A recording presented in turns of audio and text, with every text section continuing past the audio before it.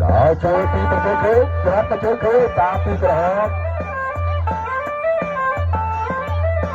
Tạm mà chơi cái đó, đi thì khế, tạm ốp, chụp lên lên. Đó chơi, thì mình chơi, chạm chân gõ thì gõ, chạm cái đó thì mình chơi lên. Đó chơi chơi lắm nuôi, hướng chạm thì gõ, tiếp thì mình gõ kia. Giờ chơi gõ, bà hát hết. Đó chơi lại, chơi mà chơi là ta đi, ta cắt tiếp. Muốn mà chơi mà đó, muốn chạm áp cho con, lên. Đó chơi chạy chân kia mà chơi, thì mình có khiêu tiếp thì khiêu, mà đẩy khiêu, mà mình có sao.